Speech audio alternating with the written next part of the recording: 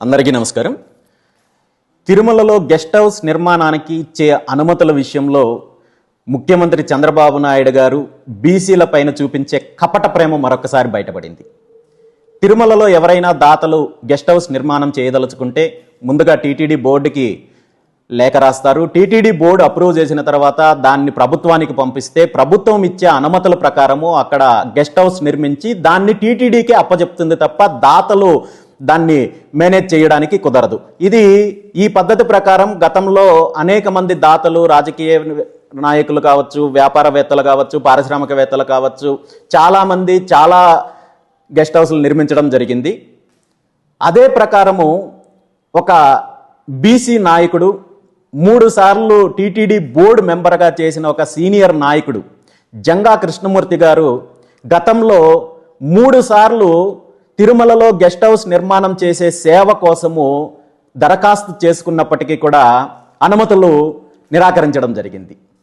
ఇప్పుడు అతను TTD board మెంబర్గా ఉంటూ తన పేరు మీద అనుమతులు అడుగుతుంటే నిరాకరిస్తున్నారు కాబట్టి తనకు కావాల్సిన ఒక సేవా సంస్థ, ఒక ట్రస్ట్ ద్వారా దరఖాస్తు చేసుకుంటే వెంటనే టీటీడీ బోర్డు దానికి అనుమతులు ఇవ్వడం జరిగింది.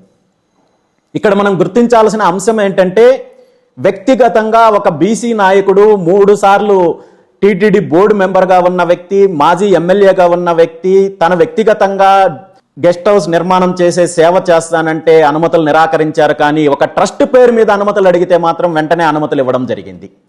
అనుమతులు ఇచ్చి ప్రభుత్వానికి అప్రూవ్ కోసం పంపిస్తే ఈ గెస్ట్ హౌస్ నిర్మాణానికి సంబంధించిన దరఖాస్తు బీసీ నాయకుడి ద్వారా వచ్చిందని తెలుసుకొని ముఖ్యమంత్రి చంద్రబాబు నాయుడు గారు నేరుగా స్పందించకుండా తనకు అనుకూలంగా ఉన్న ఆంధ్రజ్యోతి లాంటి పేపర్ని రంగంలోకి దించి గత 2-3 రోజుల నుండి అనేక రకాలుగా ఈ అంశానికి సంబంధించిన తప్పుడు వార్తలు రాస్తూ విషం చిమ్మే ప్రయత్నం చేశారు. ఈ తప్పుడు వార్తలను అడ్డం పెట్టుకొని ప్రభుత్వము ఈ గెస్ట్ హౌస్ నిర్మాణానికి సంబంధించిన అనుమతుల్ని రద్దు చేయడం జరిగింది. రద్దు చేయడంతో పాటు జంగా కృష్ణమూర్తి గారి చేత బలవంతంగా రాజీనామా చేసే ప్రయత్నం జరిగింది. దీని మొత్తానికి కూడా ముఖ్యమంత్రి చంద్రబాబు నాయుడు గారి కారణము, ఆయన పర్యవేక్షణలో జరిగిన తతంగం తప్ప ఇది మరొక్కటి కాదు. గతంలో కూడా అనేక సార్లు బీసీల మీద దాడి చేయాలన్నా, లేదంటే బీసీల పైన కుట్ర చేయాలన్నా, బీసీల పైన విషం చిమ్మాలనుకున్నా కానీ ముఖ్యమంత్రి చంద్రబాబు నాయుడు గారు తనకు అనుకూలంగా ఉన్న ఏదైతే ఆంధ్రజ్యోతి పేపర్ కానీ, ఈనాడు పేపర్ కానీ, ఈ 2 పేపర్లని అడ్డం పెట్టుకొని ఇలాంటి కుట్రలు చేసిన సందర్భాలు అనేకం మనం చూసాము. ఇప్పుడు అదే ప్రయత్నము కొనసాగుతోంది. ఈ సందర్భంగా రాష్ట్రంలో ఉన్న బీసీలను, బహుజనులను అందరినీ ఒకటే కోరుకుంటున్నాను, బీసీలకు వ్యతిరేకంగా పనిచేస్తున్న ఈ 2 పేపర్లు ఏవైతే ఉన్నాయో, ఆంధ్రజ్యోతి కావచ్చు, ఈనాడు కావచ్చు, ఈ 2 పేపర్లను నిషేధించి వచ్చే భోగి మంటల్లో ఈ పేపర్లను కలిపినట్లయితే రాబోయే రోజుల్లో బీసీల పైన జరిగే జాడులు కావచ్చు, కుట్రలు కావచ్చు, ఇలాంటి విష ప్రచారాలు కావచ్చు కొంతవరకు తగ్గుతాయని చెప్పి ఈ సందర్భంగా తెలియజేస్తూ, మరీ ముఖ్యంగా ముఖ్యమంత్రి చంద్రబాబు నాయుడు గారిని ఒక్కటే డిమాండ్ చేస్తున్నాను. గతంలో బీసీల పైన మీరు అనేక కుట్రలు చేశారు.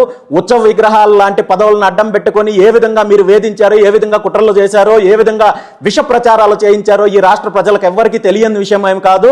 ఇప్పుడు మీరు ఇప్పటికైనా మీరు చేసిన తప్పుని సరిదిద్దుకొని బీసీ నాయకుడు అతనికి టీటీడీ బోర్డు చైర్మన్ పదవి కల్పిస్తామని చెప్పి ఆశ చూపించి వేరే పార్టీ నుండి మీ పార్టీలోకి తీసుకున్న తర్వాత మళ్ళీ ఉత్సవ విగ్రహం లాంటి బోర్డు మెంబర్ పదవి అప్పచెప్పి ఈరోజు గెస్ట్ హౌస్ నిర్మించి భగవంతుడి సేవ చేయాలనే ఆలోచనతో ముందుకొస్తే దాన్ని ఈ విధంగా కుట్ర చేసి తప్పుడు ప్రచారాలు, విష ప్రచారం ద్వారా అడ్డుకోవడం చాలా నీచమైన చర్య.